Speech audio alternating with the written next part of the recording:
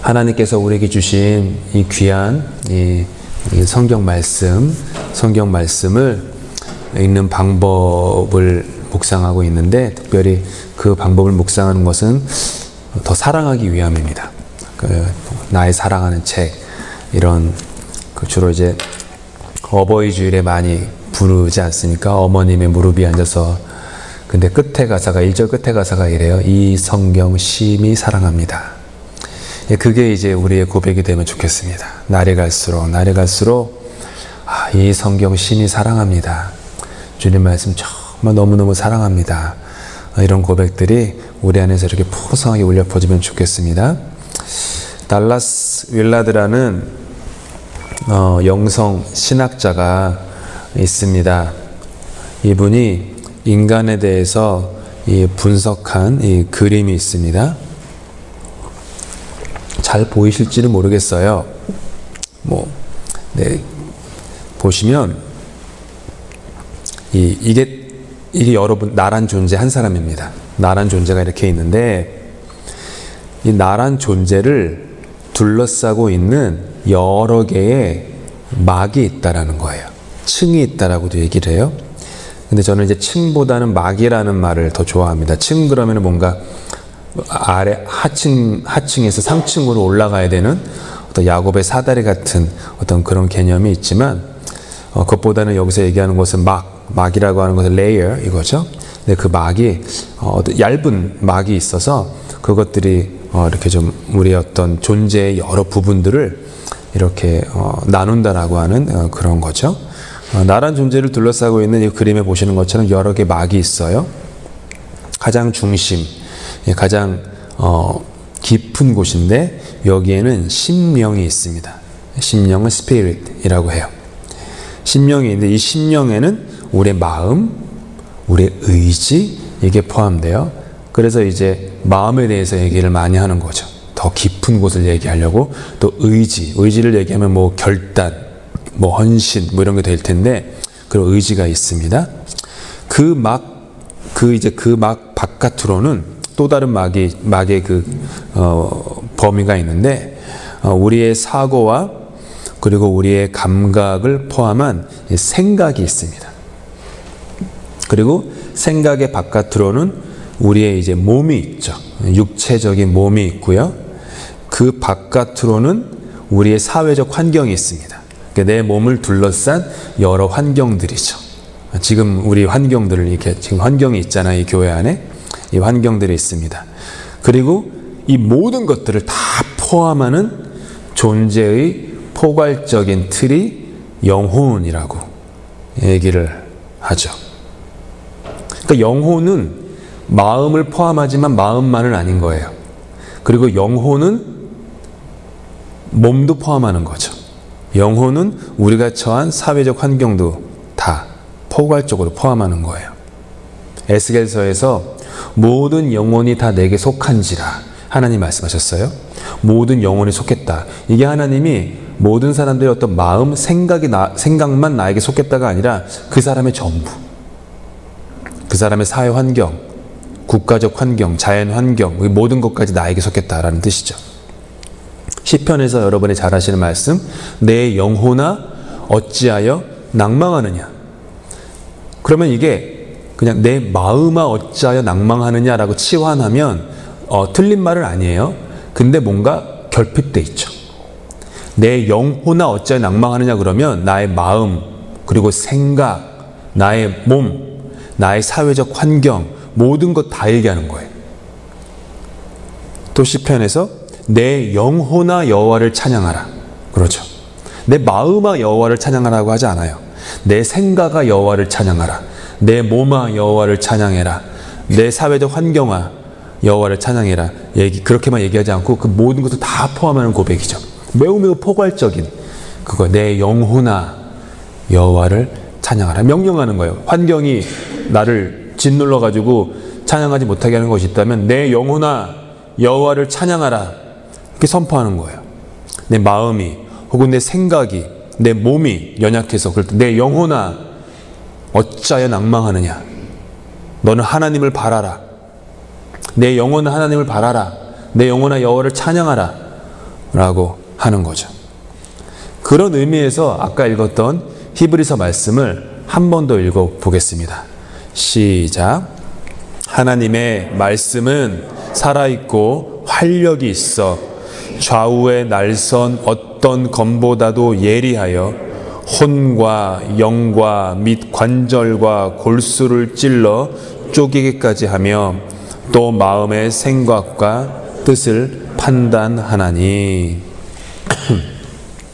그래서 이 그림에서 보는 것처럼 말씀은 능력의 말씀이에요. 말씀은 능력이에요. 이 말씀에 권능이 있어요.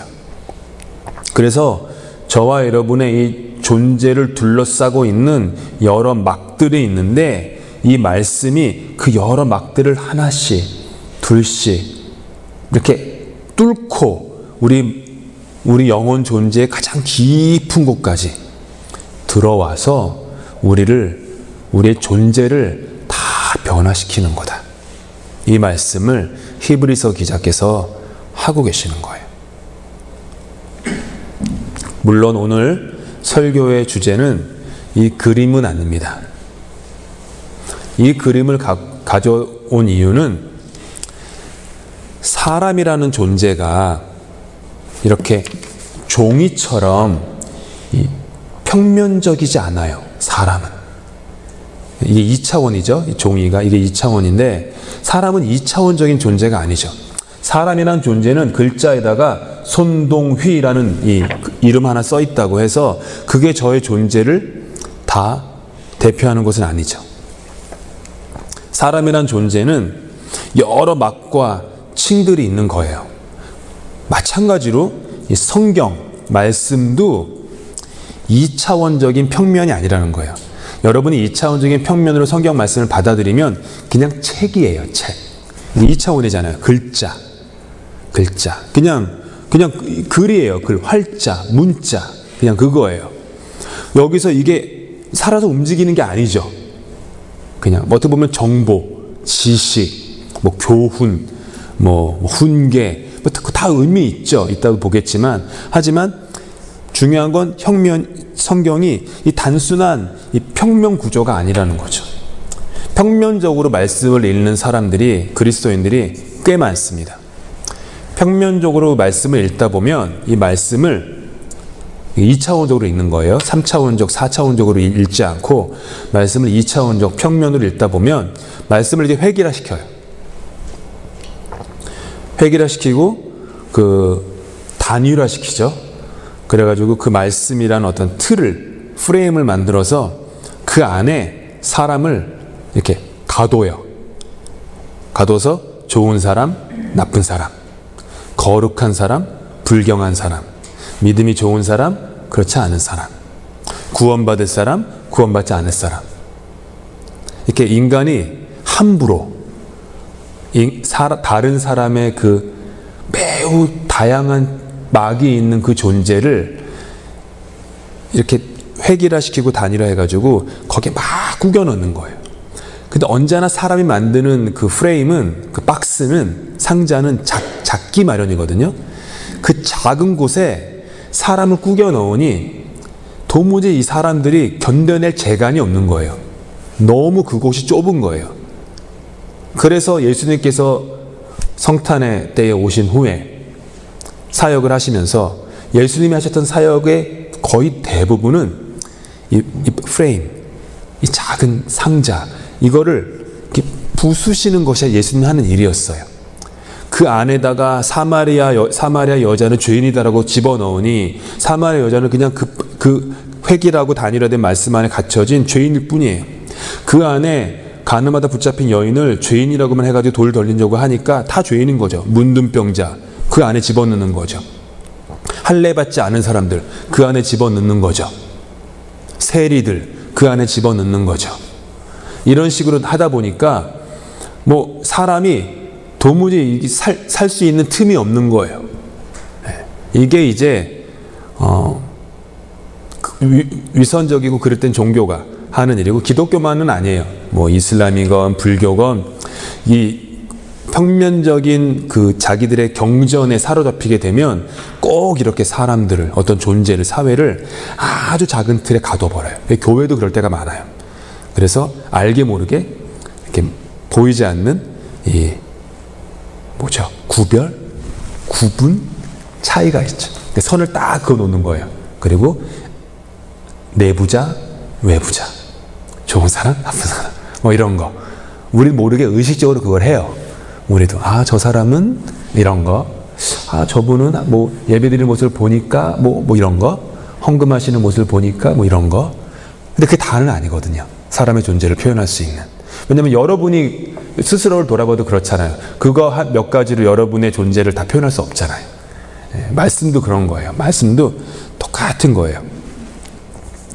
그래서 말씀이 육신이 되셨다 라고 말씀하실 때, 말씀이 육신이 됐다는 것은 인간의 이런 존재, 이게 다양한 층이, 막이 있는 존재처럼 말씀이 평면적인 2차원이 아니라 매우 입체적이고, 글자만이 아니라 매우 유기적인 생명체다. 단순하면서도 깊이가 있는 여러 층이 있다. 이제 그 말씀을 드리고 싶은 거죠. 말씀의 가장 바깥에 있는 막이 무엇일까 생각해 보았는데, 아마도 문자의 막이 아닐까 싶어요. 문자, 여러분은 활자 혹은 글자 이렇게 생각하셔도 다 좋습니다. 쓰여진 이 활자 그대로의 영역이에요. 이것은 그렇게 애매하지 않아요. 모호하지 않아요. 그냥 써 있는 그대로예요. 예를 들어서 소년 다윗이, 소년이죠. 다윗이죠. 거인 골리앗과 싸워서 그를 물리쳤다. 이건 그냥 활자 그대로 성경의 설명이에요. 바울사도께서 로마서 5장 1절에서 예수 그리스도로 말미암아 우리가 하나님과 화평을 누린다. 이건 그냥 바울사도께서 말씀하시는 문자 그대로의 그대로, 예수로 말미암아 하나님과 평화를 누린다. 그거죠. 물론 성경에는 시적인 표현도 나오고 계시록처럼, 예언서처럼 상징적인 이미지가 많이 나오기 때문에 문자 그대로 해석하는 거에는 어려움이 있죠. 하지만 이야기 전체의 틀 혹은 정보, 지식의 측면으로 볼 때 성경의 이야기는 문자의 막 안에서 사실을 있는 그대로 설명하는 게 있어요. 있는 그대로. 노아의 방주, 이렇게 가로 세로 얼마에, 높이는 얼마에, 모는 어디에 있고, 윈도우는 지붕에만 달아라, 옆에는 윈도우 달지 말아라, 이런 몇 가지 규칙들이 성경에 보면 쭉 나와요. 레위기에 보면 제사를 드릴 때 어디서 뭐 하고, 오른쪽에는 뭐 두고 왼쪽엔 뭐 두고, 색깔은 뭐로 하고, 어떤 동물의 가죽으로 뭘 만들고, 수많은 것들이 나오죠. 글자 그대로예요. 그런 것들은. 그런 문자의 막이 있어요. 하지만 문자의 막을 지나면 더 깊은 곳으로 들어가게 돼요. 그 차원이 어디냐 하면 비유의 막입니다. 글자를 넘어서 글자가 가리키고 있는 혹은 담고 있는 인생에 대한 의미, 하나님의 뜻이 있어요. 제가 예를 들어서 손을 여러분을 다 지금 데리고 나가서 밖에 오늘 날씨가 흐리니까 달이 안 보이죠? 만약 보름달이 떴다고 합시다. 혹은 초승달이건 금음달이건, 그러면 제가 예배드리다 말고 여러분 교회 여러분 함께 저랑 나갑시다 한다면 제가 이렇게 손가락으로 가르쳐요. 달을. 저거 보세요. 그러면 어떤 분은 제 손가락에 가리키고 있는 달을 쳐다보시는 분도 있고, 어떤 분은 그러진 않겠지만 제 손가락을 보시는 분이 있어요. 비유는 손가락이 포인트하는 곳을 가리키는 거예요. 그렇죠. 이 손가락을 보면은 그게 안 되죠. 손가락만 보면서 이거구나 이러면 안 돼. 손가락이 가리키는 그곳, 비유가 가리키는 그곳, 이것을 봐야 되는 거죠. 이게 의미가 있는 성경 읽기예요. 그런데 이게 그러다 보니까 출애굽기에서 이스라엘이 홍해를 건너잖아요. 사실이죠. 광야에서 모세가 친 돌에서 나오는 생수를 먹고 만나와 메추라를 먹고 사실이죠. 그렇죠. 아까 봤던 문자의 차원이죠. 근데 바울은 지난 토요일 새벽에 살펴봤던 것처럼 이런 출애굽 이야기를 예수 그리스도의 삶과 우리를 위한 구원 사역과 연결한 어떤 비유로 해석을 해요. 이게 그 말씀이에요. 형제들아, 나는 너희가 알지 못하기를 원하지 아니하노니 우리 조상들이 다 구름 아래에 있고 바다 가운데로 지나며 모세에게 속하여 다 구름과 바다에서 세례를 받았다고 그래요. 다 같은 신령한 음식을 먹으며 다 같은 신령한 음료를 마셨으니 이는 그들을 따르는 신령한 반석으로부터 마셨음에 그 반석은 곧 누구요? 그리스도시라. 이게 바울이 출애굽이라고 하는 그 문자, 일어났던 사실들을 또 비유로서 해석을 풍성하게 여는 거죠. 홍해를 머리에 손을 얹거나 몸을 물에 담그고 세례한 게 아니잖아요. 그런데도 이스라엘 모든 백성들이 홍해라는 그 바다 속을 지나갔다라는 것을 바울은 세례를 받은 것이다. 이렇게. 그건 그러니까 홍해의 사건은 세례를 가리키는 거야. 이런 비유의 해석을 하는 거죠. 그리고 바울은 중생을 경험한 후에 자기 스스로 문자의 막을 뚫고 더 깊은 비유의 세계에 들어가서 성경을 새롭게 읽게 되었어요. 그러면서 아브라함, 창세기 성경을 다시 읽기 시작한 거죠. 바울은 처음부터. 바울이 한 13년 정도, 학자들에서 13년에서 16년 정도 거의 아무것도 사역을 하지 못하고 혼자 고독하게 있었던 묵상을 하는 시간이 있었는데, 그동안에 바울은 자기에게 주어진 구약 성경을 쭉 다시 읽고 또 읽고 또 읽었겠죠. 아브라함 얘기를 보면서 이렇게 얘기해요. 이것은 비유니 이 여자들은, 그러니까 하갈과 이제 사라죠. 이 여자들은 두 언약이라. 하나는 신의 산으로부터 종을 낳은 자니 곧 하갈이라. 그리스도께서 우리를 자유롭게 하려고 자유를 주셨으니 그러면 굳건하게 서서 다시는 종의 멍에를 매지 말라. 그러니까 하갈이 이스마엘을 낳고 사라가 이삭을 낳은 이것을, 이 문자적인 사실 그 자체를 바울은 끌어다가 와서 하나는 종의 자녀이고 하나는 자유의 자녀다. 다른 말로 하면은 하나는 율법에 매인 자녀이고 하나는 예수 그리스도로 말미암아 자유한 자녀이다. 이 해석을 하는 거예요. 이런 것들이 다 비유의 막이죠. 또 다른 막은 교훈의 막이 있어요. 성경에. 삶을 살아가는 방식과 방법에 대한 이 가르침이에요. 성경의 이야기를 통해서 하나님의 백성들의 세상의 사람들과 다르게 살아가는 삶의 방식을 담고 있는 거죠. 예를 들어서 사무엘상 17장에 나오는 다윗과 골리앗 이야기를 다시 들어보면, 만약 우리가 이 이야기를 이솝 우화에 나오는 것처럼 윤리적 교훈의 렌즈로만 그 이야기를 읽으면 아마도 우리의 해석은 이 정도일 거예요. 예를 들어서 강한 믿음이 강한 적을 이긴다. 혹은 확률이 낮더라도 하나님을 향해 굳게 서자. 이런 어떤 해석에 도달하게 되죠. 다른 의미가 있는 성경 읽기이지만 사도 바울이 했던 것처럼 성경에 담겨진 예수의 그 길을 발견한다면 이 이야기는 우리로 하여금 예수 그리스도의 삶에 어떻게 나의 삶으로 반응할까 하는 삶의 메시지를 구하게 돼요.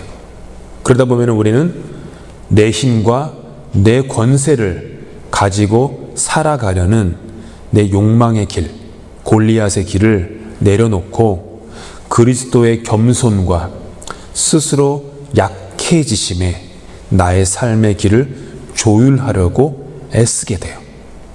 이렇게 성경을 읽다 보면 성경의 이야기가 어떻게 하여야 나로 하여금 복된 삶을 살게 할 수 있는지에 대한 그 방법, 그 길, 이거를 깨닫게 되는 거죠. 마지막 네 번째 막이 신비의 막이에요. 영어로는 이제 아날로지컬이라고 얘기해요. 아날로지컬. 그래서 아날로지라고 하는 게 이제 비유, 만약 신비 이런 건데 비유도 되지만 이 뜻이 뭐냐면 어디로 이끌다, 궁극의 곳으로 이어진다, 이 뜻이 있어요. 만약 우리가 주님의 임재를 경험합니다 라고 말을 했다고 해요. 그리고 그 말의 진정한 의미는 나의 현실 세계와 주님의 세계가 연결되었습니다. 닿았습니다. 이 얘기예요. 주님의 임재를 내가 경험했습니다. 주기도문에서 주님의 나라가 이곳에 임하시옵소서 라고 하는 것도 그런 거죠. 주님의 임재, 주님의 다스리심을 내 삶의 자리에서 누리게 하소서. 산에 올라갈 때 우리는 우리의 오른발과 왼발을 동원해서 그리고 우리의 의지를 동원해서 등산을 해요. 그 등반하는 동안에 자연과 많이 교감하고 호흡하죠. 그런데 구름을 뚫고 산 정상에 올라가서 우리 앞에 펼쳐진 광활한 광경을 마주보게 된다면 그때 우리는 신비라는 것을 경험하죠. 나의 섣부른 몇 마디 언어로 그것을 다 담을 수가 없는 거예요. 그냥 야호 했다고 해서 이 신비가 마음속에 담겨지지 않는 거예요. 그냥 그럴 때는 그냥 아무 말 안 하는 게 낫죠.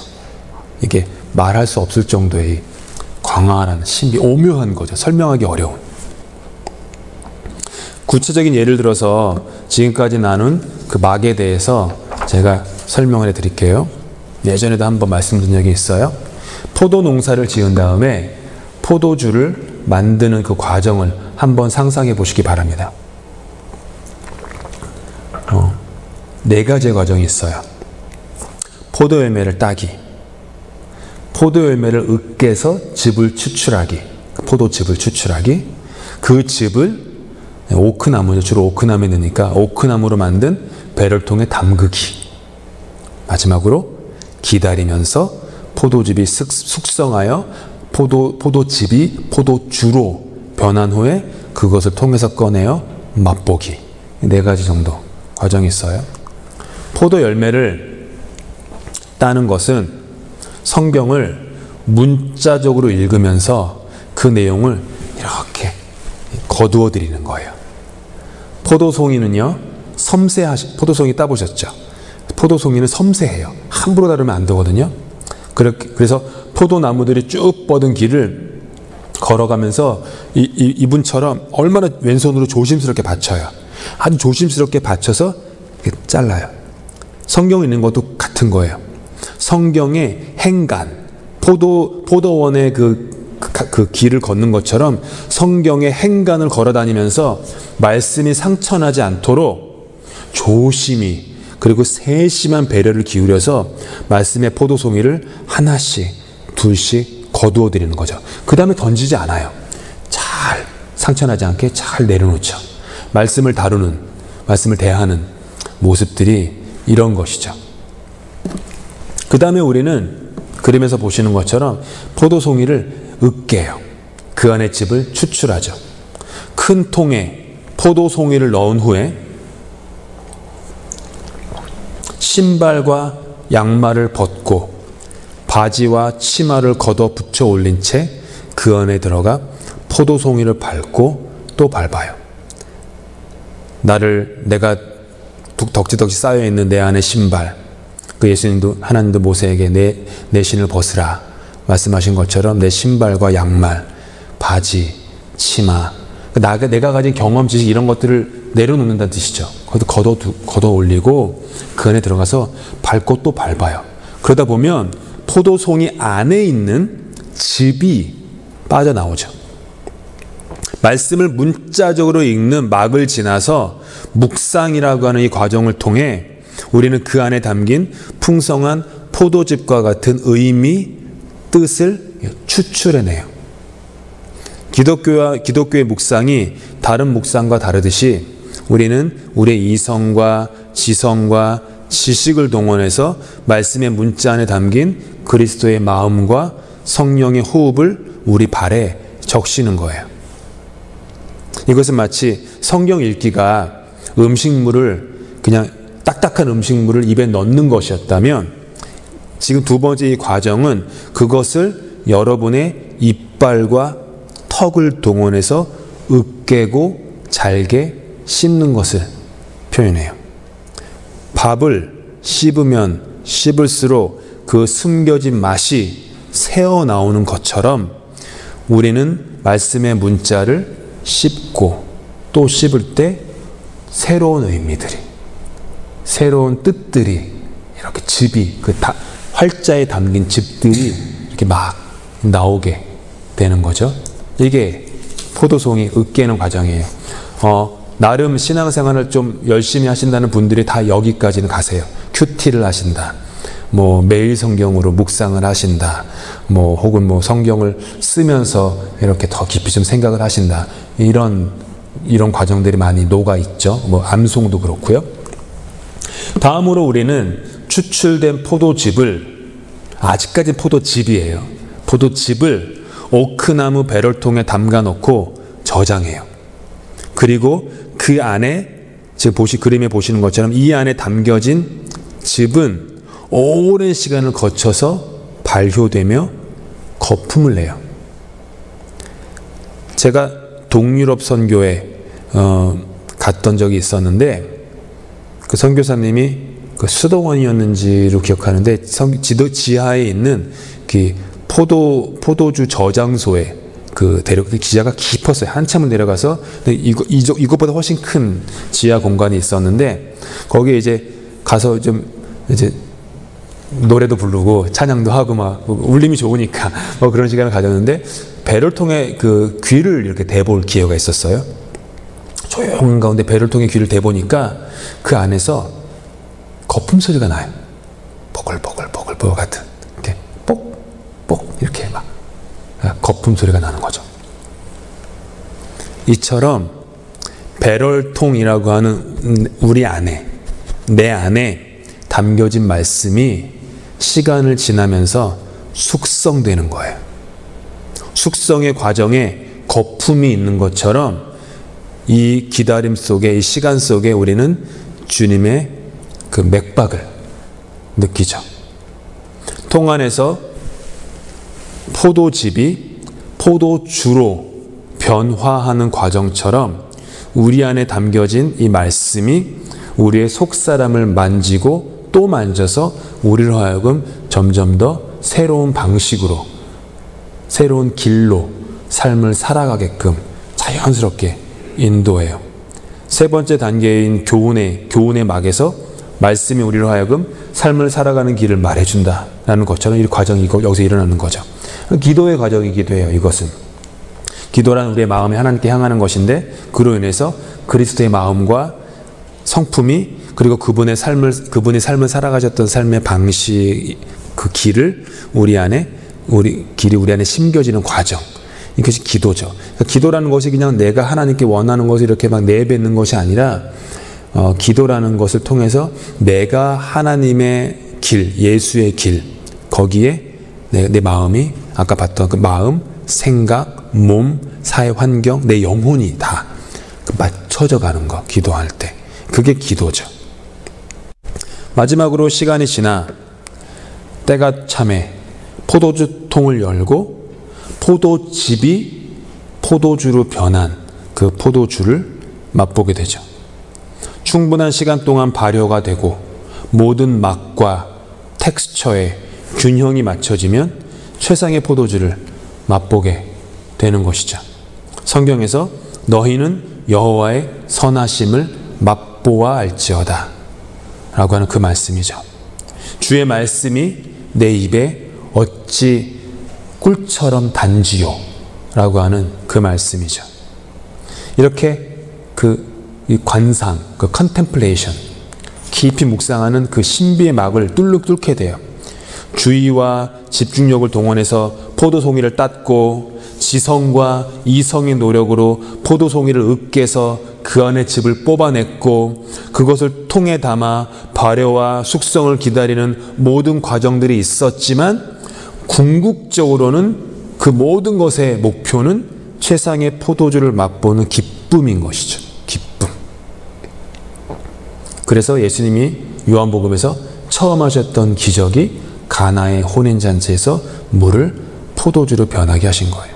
다른 기적보다 그거를 가장 먼저 하셨어요. 인생에게 기쁨을, 하나님을 맛보는, 예수님이 육신이시잖아요. 맛보는 거잖아요. 그분의 임재를. 그냥 개념이나 글이 아니잖아요. 그분이 육신으로 오셨다는 것은 내가 그분을 맛보는 거잖아요. 직접. 그 기쁨을 혼인잔치에 회복시키신다. 그 매우 강력한 의미가, 뜻이 있었던 것이죠. 이처럼 말씀이 나를 둘러싸 여러 막을 뚫고 들어와서 나의 가장 깊은 곳을 만지고 변화시키고 그로 말미암아 하나님의 나라를 경험하게 하고 그분의 은혜와 사랑을 체험하게 하는 그런 모든 것들이 이 과정에 녹아져 있어요.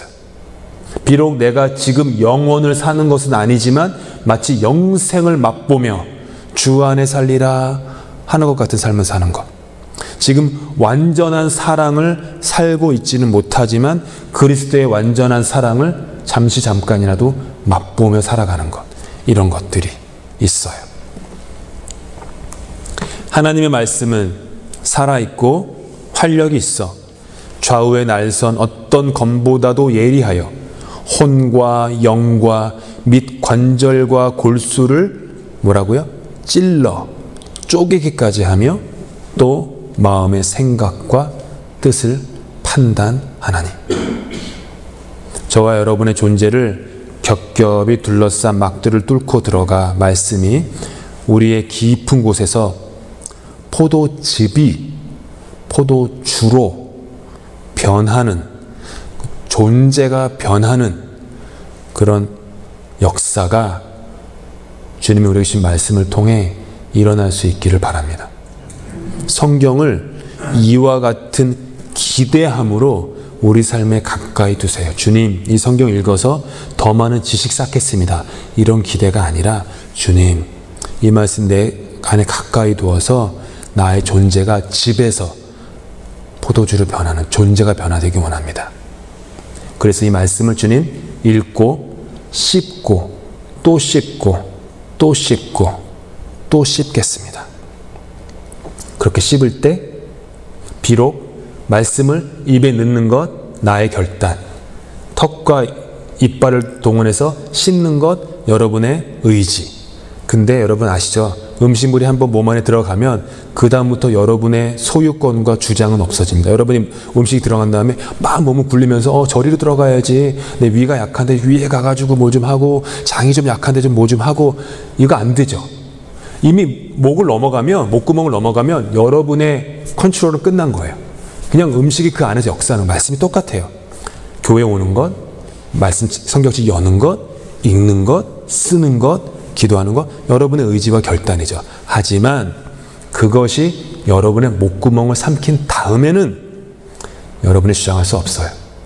그 말씀이 육신이 되셨던 그 말씀이 여러분의 영혼 전체를 훑으시면서 여러분을 변화시키는 거예요. 거기에 저항하시면 안 돼요. 변화되지 말아야지. 안 되지. 이러면 또 내가 또 헌신하게 되지. 섬기게 되지. 이러면서 막 하면, 그러면 말씀 막는 거죠. 그냥 let it be. let it be. 비틀즈 노래처럼 let it be. let it be. 그렇게 하셔야 돼요. 그때 우리는 말씀이 문자를 넘어 육신이 된 그런 성경을 사랑하는 새로운 차원의 신앙의 삶을 사실 수 있게 될 것입니다.